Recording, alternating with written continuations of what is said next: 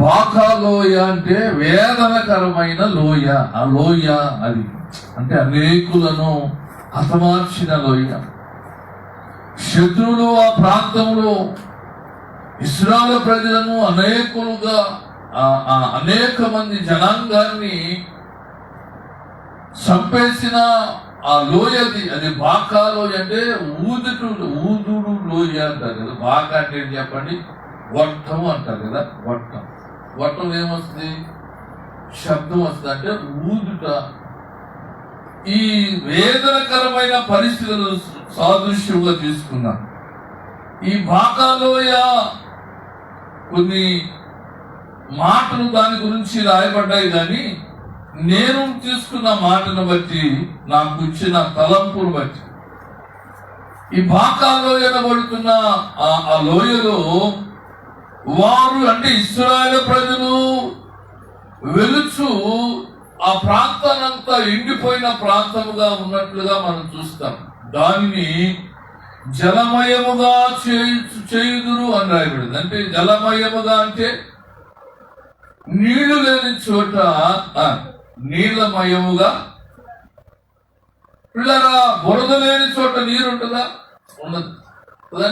నీరున్న చోట ఖచ్చితంగా బురద ఉన్నట్లుగానే పిల్లరా, ఇశ్రాయేలు ప్రజలు ఆ జలమయముగా చేయొచ్చు తొలకరి వానతో ఆ స్థలానంతటినంతా ఎలా జలమయం చేశారు అంటే, తొలకరి వాన అనబడుతున్న దీవెన వానతో ఆ స్థలానంతటిని ఓడిచి. ఈ మాటకు నేను ముందుకు వెళుతూ చూడండి, 2వ వచనములో యెహోవా మందిరపు ఆవరణములను చూడవలనని నా ప్రాణము ఎంతో ఆశపడుచున్నది. అది సొమ్మసిల్లుచున్నది. జీవము కలిగిన దేవుని దర్శించుటకు నా హృదయమును నా శరీరమును ఆనందముతో కేకలు వేస్తుంది అని ఇక్కడ రాయబడిన కోరాహు కుమారులు తెలియజేస్తా వచ్చారు. ఈ కోరాహు కుమారులకు కలిగిన అనుభవం ఎలాంటిదంటే, వేదనకరమైన పరిస్థితులు, దుఃఖసాగరమైన జీవితం, ఏ ఆధారం లేని కుటుంబాలుగా ఉన్నారు. శపించబడిన అనుభవంలోనికి వెళ్ళారు. కోరాహు ఎవరు చెప్పండి?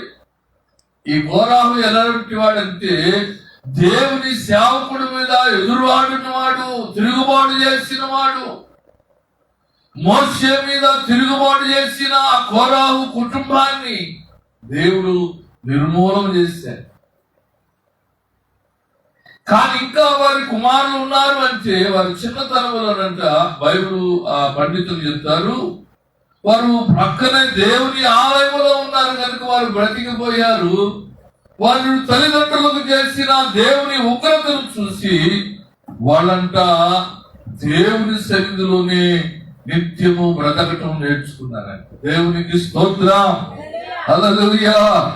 వాళ్ళు ఎలాగ బ్రతికారు అంటే, ఈ 10వ వచనం చూడండి, నీ ఆవరణముల ఒక దినము గడుపుట 1000 దినముల కంటే శ్రేష్టము, భక్తికి హీనుల గుడారములో నివసించుట కంటే నా దేవుని మందిరము ద్వారము ఎదుట ఉండుట నాకు ఇష్టమని కోరాహు కుమారుడు చెప్తున్నాడు. ఎందుకు దేవుని మందిరపు ఆవరణములో నివాసము చేయాలని కోరుకున్నాడంటే, ఎండిపోయిన వారి జీవితాలను, శపించబడిన వారి బ్రతుకులను, శాపగ్రస్తమైన వారి జీవితాలను మరలా తొలకరి వాన చేత ఆశీర్వాదకరముగా ఉండాలి. అలా ఆశీర్వదించగలిగిన వాడు ఈ లోకములో ఎవడైనా ఉన్నాడా? ఉన్నాడా? ఎవరు లేదు. పేరుకు మాత్రమే ఆశీర్వాదానికి పేరు పెట్టుకుంటారు. చాలా మంది క్రైస్తవ కుటుంబాల్లో పేరుకు తగిన జీవితాలు ఉండవు. చూడండి, ఆశీర్వాదమ్మా ఆశీర్వాదం అంటాడు, కానీ వాడు పక్క తాగబోతుగా ఉంటాడు, వాడు పక్క తిరిగిపోతుడుగా ఉంటాడు. ఎదురాడేవాడిగా ఉంటాడు. వాడి కుటుంబం అంతా శపించబడిన అనుభవంలోనే ఉంటుంది. పేరుకేమో ఆశీర్వాదం కదా, మరి వాడు ఆశీర్వాదకరముగా లేకపోవడానికి గల కారణం ఏంటంటే వాడి ప్రవర్తనే, వాడు జీవించిన జీవితం, వాడు దేవుని మందిరాన్ని విడిచి లోకములో జీవించడం జరిగిన ఆ శాపగ్రస్తమైన జీవితం. చాలా మంది ఎలాగుంటారు చెప్పనా, పరిస్థితులను బట్టి వారి జీవిత శైలిని కూడా మార్చుకుంటారు. చెప్పండి, వారికి అనుకూలంగా. ఇది నిజమేనా? ఇప్పుడు ఒకడు బాగుపడాలంటే ఇంకోటి నాశనం చేయాలా? అర్థమవుతుందా? నేను చెప్తున్నా, అర్థమవుతుందా? నేను బాగుపడాలంటే నా పక్కన నాశనం చేస్తే చాలా కాబట్టి బాగుపడతానా? నేను బాగుపడటం అట్నుంచి సమాజంలో నాకు పేరు పోతుంది, సమాజంలో నా మీద ఉన్న గౌరవం పోతుంది, నిందలు వస్తాయి, అవమానాలు వస్తాయి. వీడు ఫలానోడికి ఏం చేస్తాడని పేరు సంపాదించుకుంటాము, కానీ ఆశీర్వాదం అనేది రాదు. ఆశీర్వదించగలిగిన వాడు ఈ లోకంలో ఎవడైనా ఉన్నాడు అంటే ఆ ఆశీర్వదించబడిన వారి వద్దకు మనం వెళ్ళాలి. ఎలా వెళ్ళాలి అంటే ఒక దినము గడుపుటానికి మనం వెళ్ళాలి. ఎప్పుడు చెప్పండి? ఒక దినమంతా దేవునితో గడపటానికి. ఏ దేవుడైతే నిన్ను ఆశీర్వదించాడో, ఏ దేవుడైతే నిన్ను ఆవరించి ఉన్నాడో, ఏ దేవుడైతే నీకు ముందు ఉండి వెనక ఉండి నీకు ఏ అపాయము రాకుండా క్షేమాన్నిచ్చి నీవు తింటున్న ఆహారము కూడా సమృద్ధిగా నీకు బలమునిచ్చేటట్లుగా చేయగలిగాడు, అట్టి దేవుని దగ్గరికి నువ్వు వెళ్ళాలి. చాలా మంది చూడండి, నోటి నిండా ఆహారం పోతే దేవుడు మర్చిపోతుంది. చెప్పండి, ఏం మర్చిపోతామండి? దేవుని మందిరాన్ని కూడా మర్చిపోతాం. సమృద్ధిగా 4 మెతుకులు వెళితే, సమృద్ధిగా 4 చక్కని గృహం కట్టగలిగితే, సమృద్ధిగా చక్కగా ఒక ఇంటిలో 1 రూపాయి కానీ మనం ఉండగలిగితే ఆ రోజు మనకు గుర్తుకొస్తాయి మన చుట్టాల ఊర్లు, మనకు గుర్తుకొస్తాయి పక్కన కార్యాలు, మనకు గుర్తుకొస్తాయి ఫంక్షన్లే గుర్తుకొస్తాయి. ఈ ఫంక్షన్లు కూడా నీకు ఏమి లేనప్పుడు దేవుడు పిలిచినప్పుడు నువ్వు ఎందుకు పోలేదు అంటే ఏమంటావు? పోవటానికి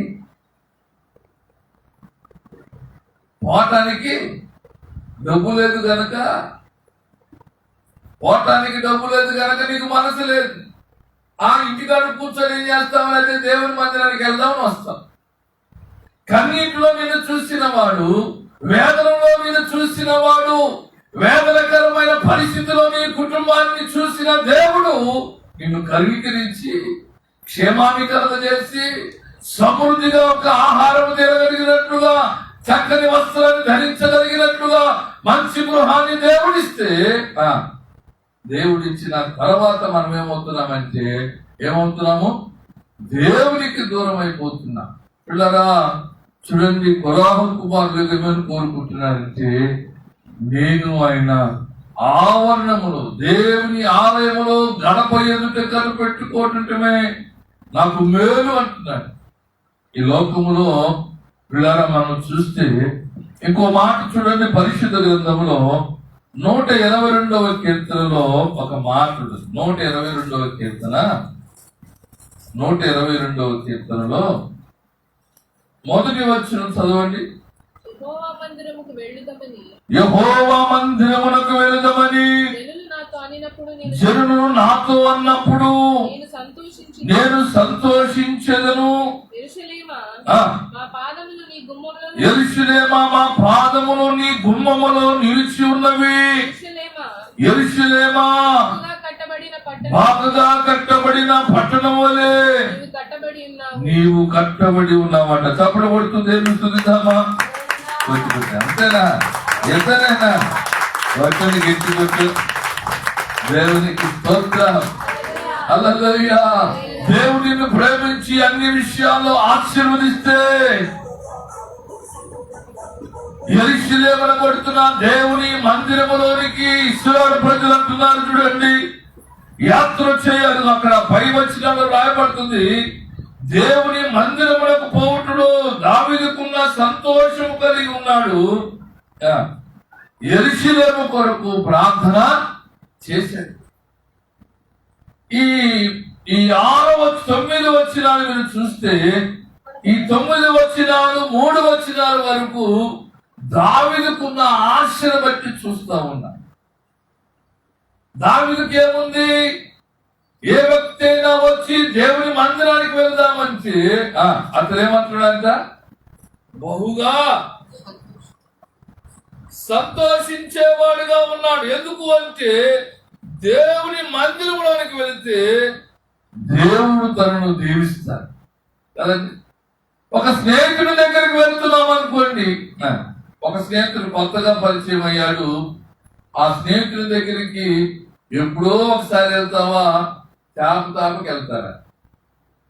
అమ్మా అవసరం, హలో హలో ఏం చేస్తున్నారు అనుకుంటా ఏం చేస్తాం? గంటల తరబడి మీ ఫోన్లు చెవుల్లో పెడతాం కదా. అసలు ఆ ముచ్చటికి తెగదు. అంట్లు కడుగుతున్నా అదే పని, అన్నం వడ్డిస్తున్నా అదే పని, మంచం మీద కొనుక్కున్నా అదే పని. చూడండి, ఆ కాడతోనే పోతుంది ప్రపంచం అని.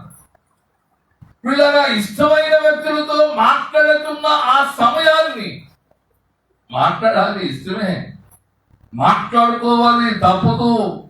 కానీ పిల్లరా ఈ మాటలను బట్టి మనము పిల్లరా ఎక్కువ సమయాన్ని గడిపేదానికంటే, వారితో గడిపేదానికంటే సమయం ఉన్నప్పుడు దేవుని మందిరంలోకి వచ్చి, అవకాశం వచ్చినప్పుడు దేవుని మందిరంలోకి వచ్చి నువ్వు దేవుని కొరకు నువ్వు సన్నిధిలో ప్రార్థన చేయగలిగితే, ఎవరి కొరకు ప్రార్థన చేయాలంట? అక్కడ రాస్తారు చూడండి, 6వ వచనంలో అంటాడు, యెరూషలేము యొక్క క్షేమము కొరకు ప్రార్థన చేయుడి. యెరూషలేమా, నిన్ను ప్రేమించువారు వర్ధిల్లుదురు. తప్పబడుతు దేవుని మహిమ కొరకమ్మా. హల్లెలూయా, హల్లెలూయా. యెరూషలేమును ప్రేమించేవాడు, ఎవరిని ప్రేమించేవాడు? యెరూషలేము అనగా దేవుని మందిరం. యెరూషలేములో ఏముందంటే షిలోహు మందిరం ఉంది. ఆ యెరూషలేములో దేవుని ఆశీర్వాదాలు ఉన్నాయి. నువ్వు అందుకు రావాలి. నువ్వు దేవుని ఆశీర్వాదాలు పొందుకుంటే నీవు నీ కుటుంబం జీవించుకోవాలి. నువ్వు ఆశీర్వాదాలు పొందుకోకుండా మానవ ప్రయత్నం ఎంతవరకు జయిస్తారు చెప్పండి? మానవ ప్రయత్నం ఎంతవరకు వస్తుంది? అవండి, మానవ ప్రయత్నం చేయిస్తామా? ఏదైనా చేయగలుగుతామా? ఏం చేసినా 2 రోజులు 3 రోజులే. అదే దేవుడు ఒక వ్యక్తి గురించి చెప్పాలి. ఒక వ్యక్తి నన్ను ఫోన్ చేశాడు, అన్నా ఎక్కడున్నారని. అయ్యా నేను గుంటూరులోనే ఉన్నానయ్యా. అన్నా మీరు చాలా రోజులు అయిందన్నా, మీరు నేను కలవాలన్నా చెప్ప. లేదులయ్యా నేనే కలుస్తాను, ఎక్కడ ఉంటానో తెలియదు కదా, సమయం చెప్పు, ఆ టైంకి నేను వస్తానని చెప్పి చెబితే లేదన్నా నేనే వస్తానన్నాడు. కాదులయ్యా నేను వస్తాను. సరే నేను మాట్లాడుతుండగానే అతను నేను ఎక్కడున్నాడో వచ్చాడు. వస్తూ దైవ సేవకుడి దగ్గరికి వస్తూ ఏమి ఇచ్చాడు అంటే ఆహారానికి కొరకు కొద్దిగా ఒక బస్తా తీసుకుని వచ్చేసాడు. పళ్ళు బియ్యం తీసుకుని వచ్చాడు. ఏం తమ్ముడు ఇది? చాలా రోజుల తర్వాత వస్తా ఏంటి తెచ్చావు అని అడిగాడు. కాదన్నా, నేను 2 నెలల నుంచి నీ దగ్గరికి రావాలని ప్రయత్నం చేస్తా ఉన్నాను, రాలేకపోతున్నాను. మీరు ప్రార్థన చేశారు, నా జీవితంలో దేవుడు కార్యాలు ప్రారంభించాడన్నా. నువ్వు దేవుని మందిరం తీసుకుని వెళ్ళి ప్రార్థన చేసిన ప్రార్థన నాకు ప్రతిఫలం వచ్చింది అన్న. దేవునికి స్తోత్రం. అలా ప్రార్థన చేసిన తర్వాత అతడు పనులు ప్రారంభించాడు. సంవత్సరానికి సరిపోయినంతగా 4 నెలల్లో సంపాదించాడు. డబ్బులు పట్టండి. ఎంత? సంవత్సరానికి సరిపోయినంతగా. పిల్లల ఫీజుతో ఇబ్బంది లేదు. చెప్పండి. అతను కూలి పని వాడే. ఏ పని? కూలి పని చేసుకున్నవాడే. పైపుల పని చేసి అది దొడ్లు ఏమంటారంటే వాష్రూములు కలిసాడు. వాష్రూములో పైపులు పెట్టుకునేవాడే. అతను అంటున్నాడు, ఇదిగో నేను ఈ గుంటూరు పట్టణంలో మీ చేత ప్రార్థన చేయించుకున్న తర్వాత నేను 4 నెలల్లో సమృద్ధిగా ఈ సంవత్సరంలో ఏ కొరత పిల్లల ఫీజుతో సహా తట్టుకోగలిగినంత సామర్థ్యాన్ని దేవుడు నాకు ఇచ్చేసాడు. అయిపోయింది. ఈ సంవత్సరానికి మిగతా వచ్చేది అడ్వాన్స్ అంటున్నాడు. దేవునికి స్తోత్రం. హల్లెలూయా. పిల్లరా, దేవుని సన్నిధిలో ప్రార్థన అనేది ఎలాంటిదంటే ఆశీర్వాదకరముగా మార్చబడేదే. చాలా మంది ఆశీర్వాదాలకు బదులు శాపాన్ని తెచ్చుకోవటానికి వాళ్ళు దేవుని మందిరానికి రాలేకపోతున్నారు. దేవుని మందిరంలో ఏముంటుందంటే శాంతి ఉంటుంది. చూడండి, పరిశుద్ధ గ్రంథములో మొదటి రాజుల గ్రంథము పరిశుద్ధ గ్రంథములో మొదటి రాజుల గ్రంథము 8వ అధ్యాయంలో చూస్తే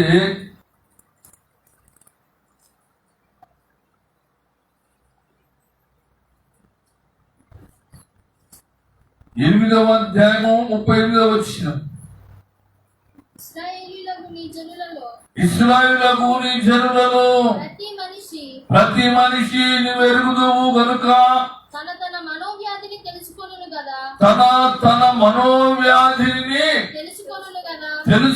గదా. ఒక్కడైనను జనులందరైనను ఈ మందిరము తట్టు తమ చేతులు చాపి ప్రార్థనా విన్నపములను చేసిన ఎడలా ప్రతి ఒక్క మనిషి హృదయము నీవు ఎరుగుదువు గనుక ఆకాశమును నీ నివాస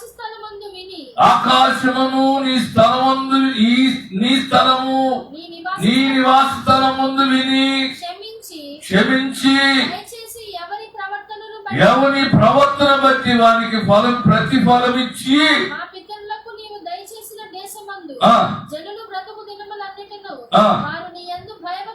కలిగి ఉన్నట్లు చెయ్యము.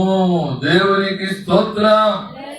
పిల్లరా, దేవుని మందిరానికి వస్తే నీకు ఏం కలిగింది అంటే నీ హృదయంలో ఉన్న మనోవ్యాధి, దుఃఖము, పైకి చెప్పలేని వేదన పరిస్థితులు, వీటన్నిటిని దేవుడు చక్కబెడతాడు. ఎవరికైనా చెప్తే ఏమవుతుందంటే అవమానకరముగా మాట్లాడతారు, చులకన భావం చేస్తారు.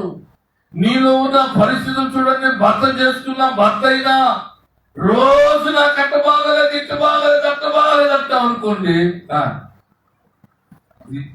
అనవసరంగా చేసుకున్నారా బాబు, ఇది వచ్చిన కానీ రోగాలు పట్టుకొని బతికిపోతుంది. దీనికి ఇది మనశ్శాంతి ఉండదు. నన్ను కూడా భర్త చేస్తుంది. ఏమంటాడు? సార్ టాబ్లెట్ వేసుకో, అది చూసుకో, ఇది చూసుకో, వెళ్దామా హాస్పిటల్ అంటాడా? నిన్నగా పోయింది, ఏం చేశారు? టాబ్లెట్ వేసుకో అక్కడ. నువ్వు ఎప్పుడు ఇంతేనా? నువ్వు ఇప్పుడు ఇంతే. అబ్బే, నువ్వు అనవసరం, అసలు అనవసరమే నువ్వు పెళ్లి చేసుకోవటం అంట. అసలే బాధ, అసలే వేదన, చెప్పుకోలేని పరిస్థితులు. ఈ పరిస్థితిలో కూడా భర్త ఏం చేస్తాడు చెప్పు? కట్టుకున్న భర్త సైతం కూడా ఏం చేస్తాడు? కించపరుస్తాడు.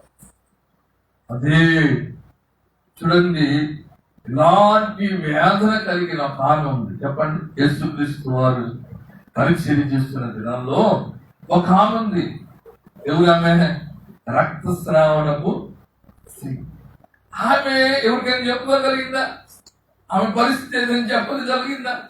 చెప్పలేదు. కానీ ఎంతమంది దగ్గరికి వెళ్ళిందో, ఎంత వైద్యం చేయించుకుందో, ఎంత ధనము హెచ్చించిందో, కానీ ఆమెలో అంతరంగములో, ఆమె శరీర భాగములో జరుగుతున్న ఆ భయంకరమైన పరిస్థితి నుండి యేసుక్రీస్తు వారు తప్పించగలుగుతాడని గుర్తెరిగింది. దేవునికి స్తోత్రం. హల్లెలూయా. గుర్తెరిగి ఆమె జన సమూహమును కూడా లెక్క చేయకుండా, ఏ మనుషుడు తగిలి నెడుతున్నా పడిపోతున్నా ఆ జన సమూహములో ఆమె దాగి పరిగెత్తుకుంటూ జన సమూహం అందరూ నెచ్చుకుంటూ వెళ్ళి యేసయ్య ఆ చెంగును పట్టుకున్నారు. దేవునికి స్తోత్రం. ఎప్పుడైతే ఆ చెంగు ముట్టుకుందో వెంటనే యేసుక్రీస్తు నుంచి ఒక ప్రభావం వెళ్ళిపోయింది. ఆమె జరుగుతున్న ఆ మనోవ్యాధి, ఆ శరీరంలో కలుగుతున్న పరిస్థితులన్నీ కూడా కట్టిపడ్డాయి. దేవునికి మహిమ కలుగును గాక. హల్లెలూయా. అట్టి అనుభవంలో కలిగిన వారు దేవుని మందిరంలోనికి రావాలి. ఈ సృష్టిని సృష్టించిన వాడు దేవుడు. చెప్పండి. ఈ శరీరాన్ని సృష్టించిన వాడు దేవుడు. శరీరములో భాగములను సృష్టించిన వాడు దేవుడు. ఇదిగో శరీరములో ఏది పరిపూర్ణతలోకి రావాలో కలగజేసిన వాడు ఆయనే. ఆయన లేకుండా ఈ బాడీలో ఏది ఉత్పత్తి కాదు. వైద్యం ఎలాంటిదంటే కొంత మట్టుకే, ఎంతవరకు నీ నమ్మకాన్ని బట్టి వైద్యము కొంత మట్టుకే. కానీ శరీరము శాశ్వతముగా తండ్రి యొక్క ఆధీనములో ఉంది. దేవునికి స్తోత్రం. చూడండి, రాహేలును చూస్తే యాకోబు భార్య, ప్రేమించిన భార్య, ఇష్టపడిన భార్య, ఇదిగో తన అక్క కంటే ఎక్కువగా ప్రేమించిన తన భర్త దగ్గర నుండి ఫలము పొందలేకపోయింది. కారణం చెప్పండి. ఆమె అంటే ఇష్టం లేదా? ఆమెతో సహజీవనం చేయట్లేదా? చేస్తున్నా ఎందుకు రాలేదు అంటే చెప్పండి. ఆమెలో ఉన్న కొన్ని భావాలను అణిచివేయటానికి దేవుడు కొంతకాలము సమయాన్ని ఆపివేసి, ఒక రోజునంది ఇదిగో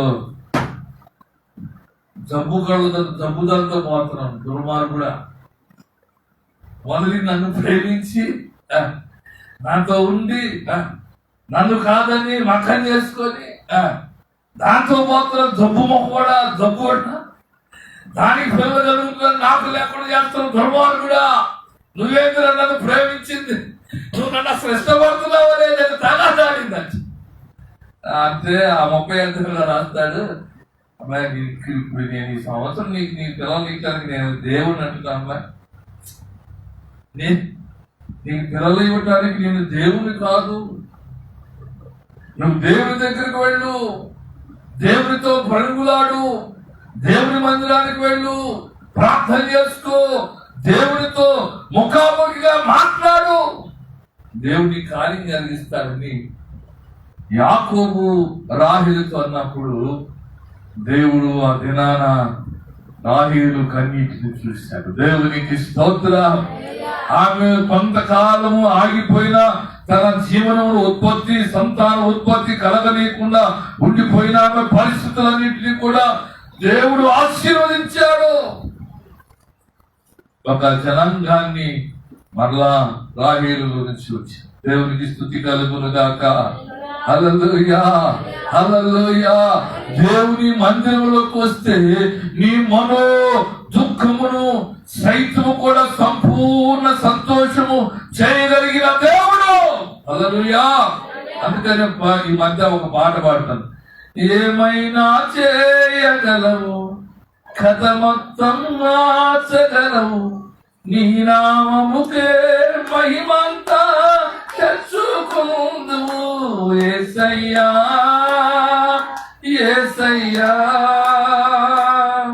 నీకే సాధ్యము. యేసయ్యా యేసయ్యా నీకే నీకే సాధ్యము. దేవునికి స్తోత్రం. హల్లెలూయా.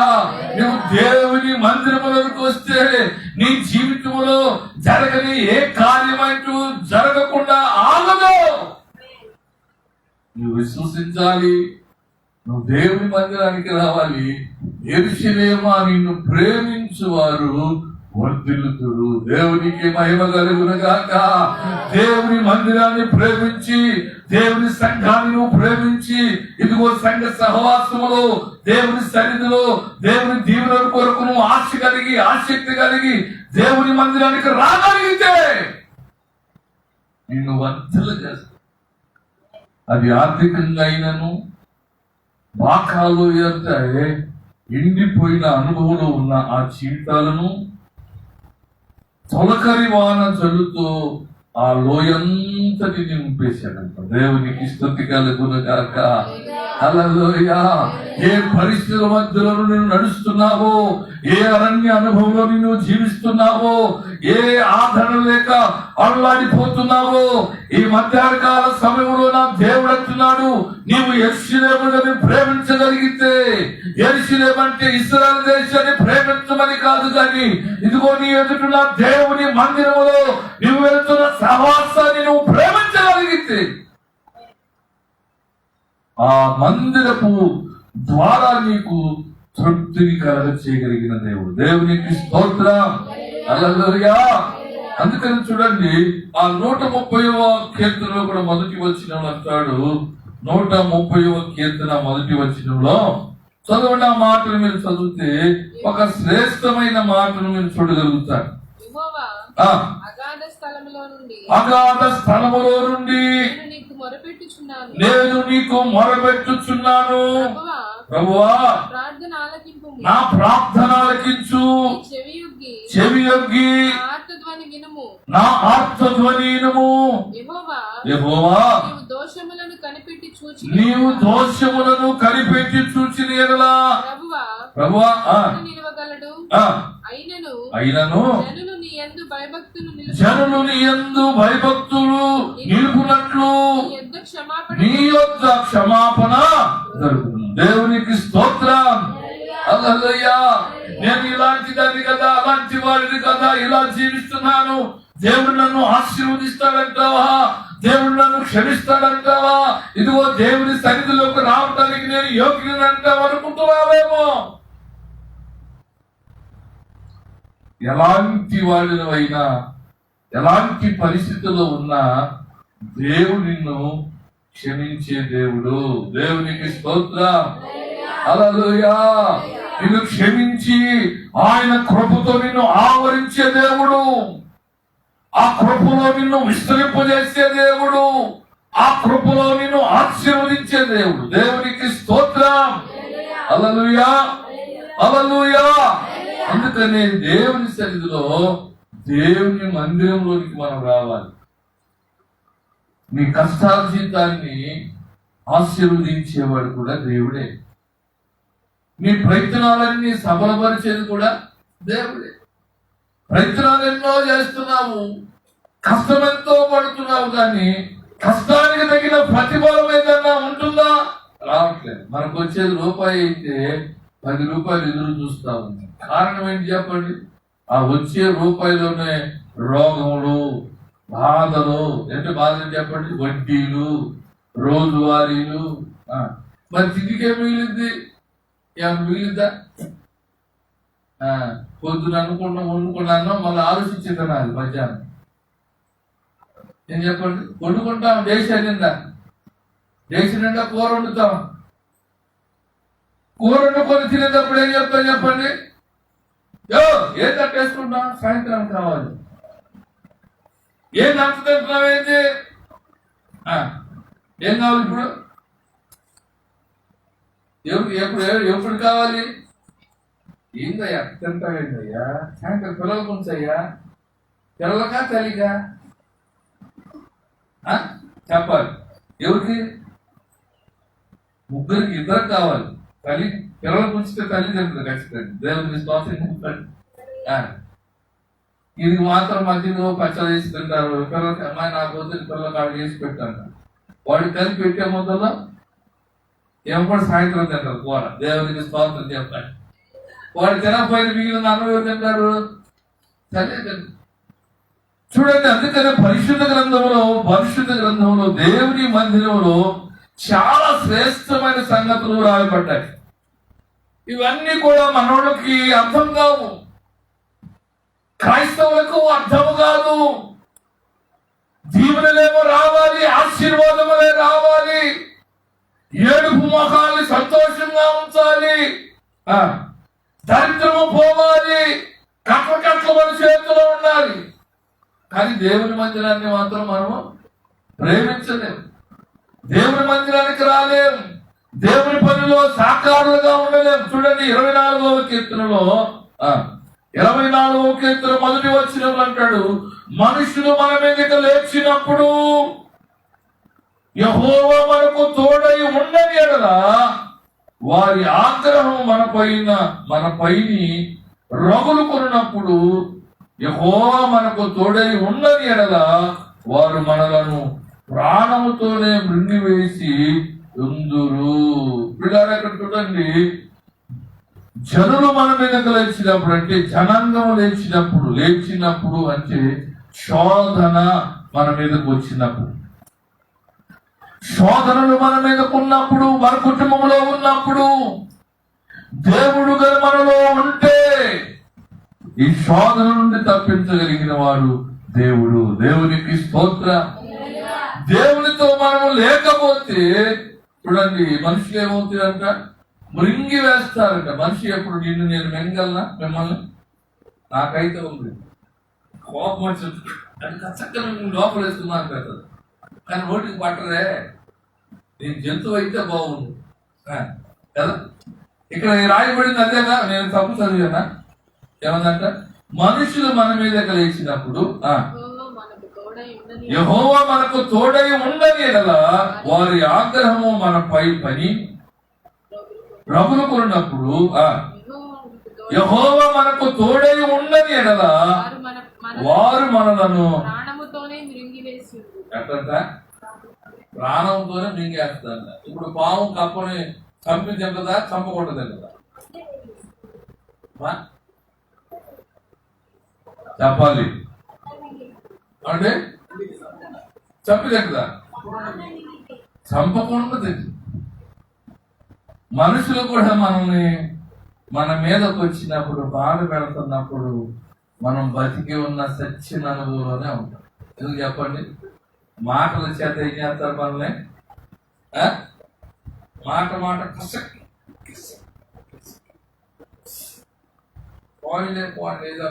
ఇంకో మాట గుచ్చుకొని ఒక్కసారి ఏమవుతుంది? అరే బా, దేవునికి స్తోత్రం. ఒక్కసారిగా రిజల్ట్స్ బయటికి వెంటనే బయటకు వస్తాయి. బతికుండగానే మనలను చంపివేసే అనుభూతిలో నుండి దేవుడు మనలను తప్పిస్తాడు. దేవునికి స్తోత్రం. హల్లెలూయా. చూడండి, ఆ పరిశుద్ధ గ్రంథంలో మీరు చూస్తే, పరిశుద్ధ గ్రంథం ఏమైంది? సరే, వచ్చేవారు చెప్పుకున్నాం. 95వ కీర్తన, ఇది చదివి ముగిస్తాను. 95వ కీర్తన నేను మా చాలా బాధపడుతున్నాను. దేవునికి స్తోత్రం. 95:6 ఆయన మన దేవుడు, మనము ఆయన పాలించు ప్రజలము, ఆయన మేపు గొర్రెలము. దేవునికి స్తోత్రం చెప్పండి. వీళ్ళందరూ ఎవరు చెప్పండి? నేను కాదులే. వీళ్ళందరూ ఎవరు? మనుషులా గొర్రెలా? చెప్పండి, మీరు గొర్రెలా మనుషులా? నేనైతే గొర్రెనండి. దేవునికి స్తోత్రం. నేను గొర్రెను, నా దేవుని చేత నడిపించబడుతున్నా. నేను గొర్రెను. మీరు మనుషులా? అవును, గొర్రెలేనా? గొర్రెలు కేక ఏంటి మరి అన్నది. ఇది అర్థమైందండి. ఏమి నవ్వుతున్నారండి అసలు. మిమ్మల్ని ఫోటో తీయచ్చు, ఒక ఫోటో నవ్వితే ఫోన్ గేట్లకి పరిచయం చేయొచ్చు. దేవుడికి స్తోత్రం చెప్పండి. హల్లెలూయా. దేవుడు మనకు తోడే ఉన్నాడంటే మనం గొర్రెలము. ఏం చెప్పండి? గొర్రెలు. దేవుని కాపుదల మనకు ఉంది. దేవుని సన్నిధిలో మనం ఇలా ఉండగలిగామంటే కారణం దేవుడు మనకు తోడే ఉన్నాడు. తప్పుడు కొడుతూ దేవుడు భయపడదామా? హల్లెలూయా, హల్లెలూయా. దేవునికి మహిమ కలుగును గాక. హల్లెలూయా. కనుక రేపు సంపూర్ణ చేసుకున్నాం ఉత్సవాలు. దేవుని సన్నిధికి వస్తే గొర్రెలు ఏం చేస్తాడు రేపు చెప్పుకున్నాం. గొర్రెలు ఏం చేశాడంటే, గొర్రెల కాపురం ఏం చేస్తాడు ఆయన? నువ్వు నడవలేకపోయినప్పుడు, నీకు బాగోలేనప్పుడు గొర్రెని ఏం చేస్తాడు? కర్ర తీసుకుని మేపుతాడా? ఏం చేస్తాడు? నేను ఏం చేస్తాడు? భుజాల మీద వేసుకుంటాడు. ఎత్తుకుంటప్పుడు పోయింది, నీళ్ళ మీద చూస్తుంది, ఏడేస్తాడంటే ఒకేసారిగా భుజాల మీద వేసుకొని ఆయన తీసుకెళ్లవలసిన స్థానానికి తీసుకెళ్తాం. దేవునికి స్తోత్రం. రేపు ఆదివారం మనం ఈ మాటలు ముందు కొనసాగుతాం. అటు కృపా దేవుడు మనకందరికి దయచేయను గాక. తల ఉంచండి, ప్రార్థన చేసుకున్నాం. దేవుని సన్నిధిలో ప్రార్థన చేసుకున్నాం. ప్రార్థనాత్మ కలిగిన వారమై దేవుని మందిరంలోకి వెళ్ళినట్లుగా